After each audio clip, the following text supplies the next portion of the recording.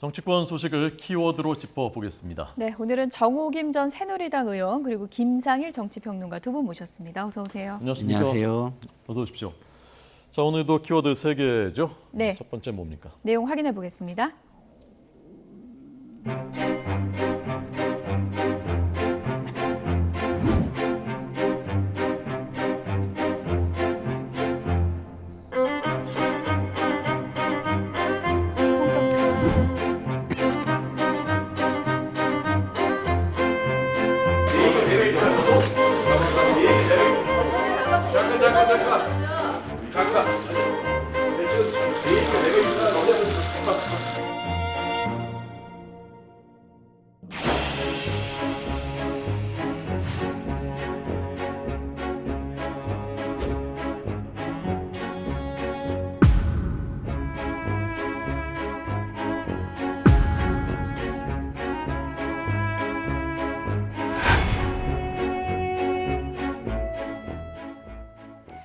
네, 악수의 정치학이라고 저희가 제목을 달아봤는데 어제 그 어깨 툭은 무슨 의미입니까, 의원님?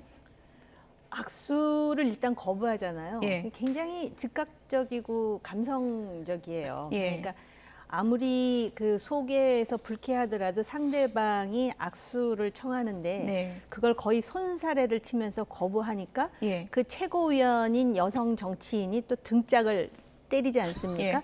저도 어깨를 친 것 같습니다. 어깨입니까? 어깨. 네, 근데 꼭 그 이렇게 예. 때리는 그 장면만 보면 전후의 설전을 빼고 예. 둘이 뭐야? 꽁냥꽁냥 이렇게 해석할 수 있다고 생각하는 사람들도 있을 것 예. 같아요. 근데 저게 지금 그 집권 여당의 최고위에서 저런 장면이 연출되는 게 저도 모르는 사이에 한국 정치가 문화가 많이 바뀌었나? 예. 그런 생각도 하게 되는데요. 참을 수 없는 가벼움이죠, 둘 다. 그리고 실제로 정치인들이 자기 감정을 표현하는 방법이 있었기는 해요. 과거에 박근혜 전 대통령이 대표 시절에 예를 든다면은 전당대회를 하는데 자기가 원하지 않는 사람이 당대표 출마해서 연설을 하면 조용히 우아하게 일어나서 그냥 나갑니다.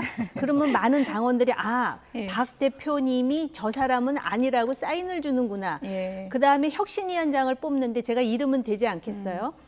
원래 박근혜 대표는 그분을 혁신위원장으로 뽑으려고 하지 않았는데 결국은 그 다수의 의견에 의해서 그랬을 예. 때 불러다가 한참을 노려보다가 임명을 했대요. 그런데 그렇다 그래서 박근혜 대표가 가볍다고 생각하는 사람은 없거든요.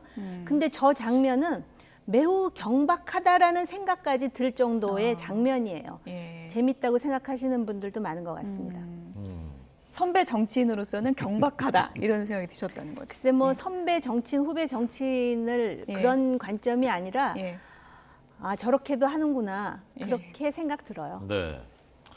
혹시 이준석 대표하고 배현진 최고위원한테 영상 메시지로 선배로서 좀 한마디 해주시면 안 됩니까? 제가요? 네. 당황스럽기는 한데요. 네. 3번입니다.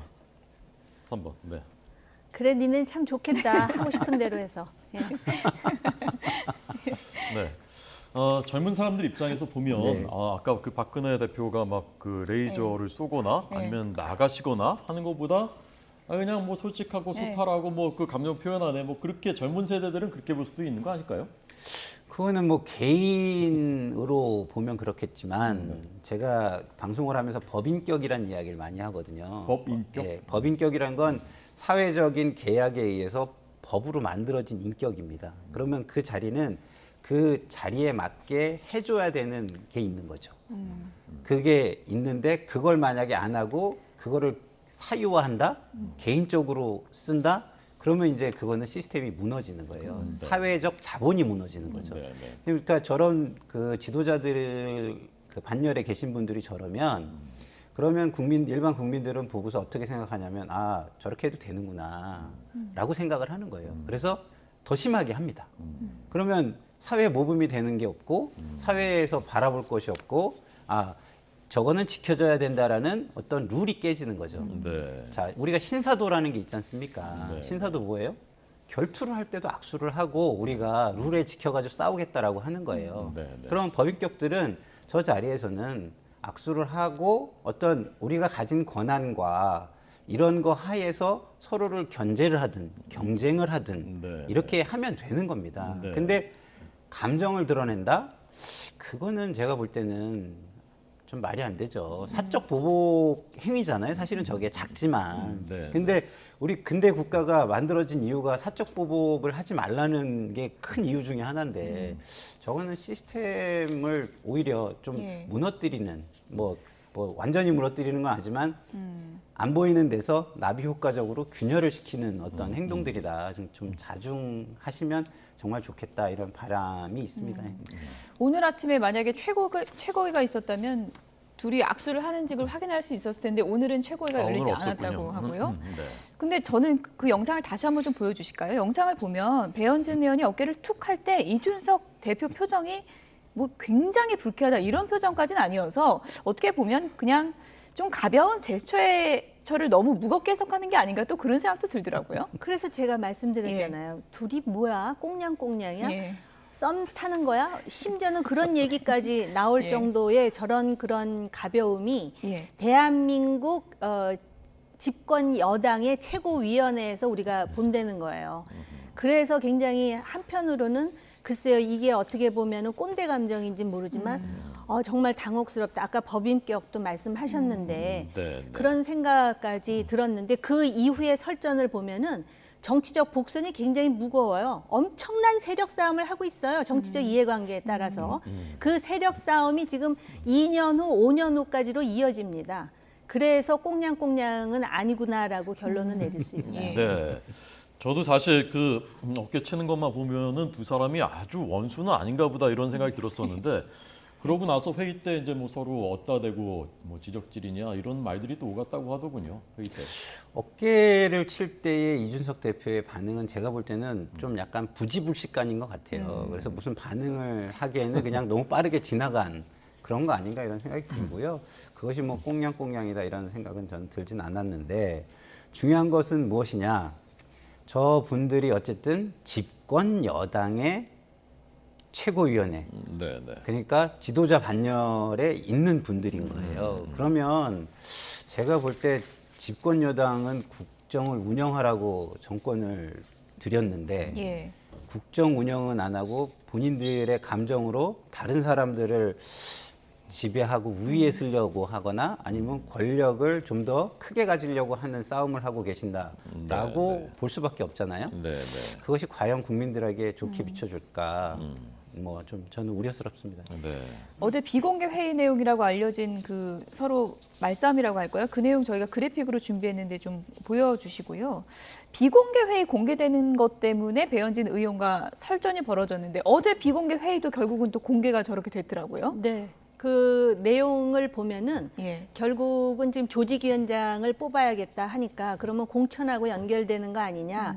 결국 제가 말씀드렸듯이 2년 후, 5년 후를 내다보고 있는 거예요. 그런 면에서는 굉장히 영리한 거죠. 사실은 행동은 그렇게 하면서도 속으로는 계산을 다 하고 있다는 걸 알 수가 있고 결국 비공개가 공개될 것이라는 거를 저 정도의 정치 경험이면 모를 리가 없어요. 예. 그럼에도 불구하고 지적질, 뭐 삿대에다가 또 질자까지 예. 붙여가면서 저렇게 원색적으로 한다라는 거는 그만큼 각자가 자신들의 정치적 이해에 대해서 굉장히 그 절박하다라는 것. 그러다 보니까 저 두 사람이 예. 싸우는 데는 저 두 사람의 감정선만 있는 게 아니라 배후에 또 누가 있는 거 아니야? 그런 상상까지 하게 되는 겁니다. 예. 장제원 의원이 이제 이 같은 설전에 대해서 대통령 돕는 정당이 맞냐 이렇게 이제 쓴소리를 했는데 지금 보면 당내 어른이 없고 교통 정리할 사람이 없다는 얘기가 많은 것 같아요. 아니 장제원 의원 당내 있잖아요. 예. 그러면서 지금 대통령 돕는 정당 맞냐고 어른 같은 소리를 했잖아요. 그런데 제가 장제원 의원에게 귀뜸을 주자면 저작거리에서는 무슨 얘기가 들리냐면 배현진 의원 뒤에 장제원 의원이 있다라는 헛소문이 돌고 있어요. 그것도 좀 정리를 하고요. 정말 대통령 돕는 정당 맞는지 그리고 요새 대통령과 관련해서도 논란이 지금 나오고 있는데 집권 여당으로서 할 얘기는 하고 쓴소리 하면서 제대로 된 집권 여당의 모습을 보여주지 않으면 바로 5년 전 문정권하고 비슷한 전례가 될 수도 있어요. 저는 그렇게 얘기하고 예. 싶습니다. 네. 장제원 의원 요즘 행보가 좀 그 화제던데요. 장제원 의원이 그 주도하는 의원 모임에 네. 안철수 의원이 국회 이번 입성 후 처음으로 가서 연설을 거기서 한다고 하고 네. 또 김종인 위원장이 원래 사이가 장 의원하고 안 좋은 걸로 알려져 있었는데 네. 또 가서 뭐 연설한다고 예. 하고요. 어떻게 해석하셨습니까? 글쎄요, 이제 뭐 장제원 의원이 뭐 본인의 이제 활동 범위를 굉장히 다양하게 넓히려고 하는 것 같아요. 그런데 이제 저는 이런 생각이 좀 듭니다. 장제원 의원의 이런 어떤 그 광폭 행보 이런 것들이 집권당을 국정 운영에 전념하게 끌고 갔으면 좋겠다. 오히려 저는 이런 바람을 가져요. 왜냐하면 네, 네. 국민은요, 무관의 시대가 지나면 문관의 시대를 바래요. 다시 말해서 옛날에 이제 알렉산더 대왕이 많은 전쟁에서 승리를 하고 영토를 넓혔잖아요. 네. 그럼 국민들이 행복하냐 이거예요. 많이 승리했다고. 네, 네. 그렇지 않거든요. 네. 결국 그 전쟁을 하는 의미는 국민에게 뭐냐면 태평성대를 열어달라는 거예요. 그게 전쟁의 목적이지 전쟁 자체가 목적이 돼서는 안 됩니다. 예. 근데 지금 보면은 여당은 그 전쟁에서 승리를 했는데 계속 다른 전쟁을 찾아가지고 계속 승리만을 하려고 하는 모습? 그런 걸로 보여요. 네. 그럼 국민은 이제 지겹죠. 집으로 좀 돌아가자. 집으로 돌아가서 가족과 함께 행복하게 살고 싶다. 병사들은 그렇게 이야기하고 있는데 네. 그 장수들만 계속 전쟁에 승리해야 돼. 이러면서 전쟁을 하고 있는 모습 같아요. 예. 그래서 그런 거를 장제원 의원이 좀 해가지고 정리를 할 수 있다면 제발 이런 행보를 통해서 좀 정리가 좀 됐으면 좋겠다. 오히려 이런 바람이 듭니다, 저는. 네. 교통 정리 안 되고 당내 지금 당권 경쟁만 시끄러운 게 아니냐 이런 쓴소리가 나오고 있는 상황인데 지금 민주당도 속내가 복잡하기는 마찬가지인 것 같습니다.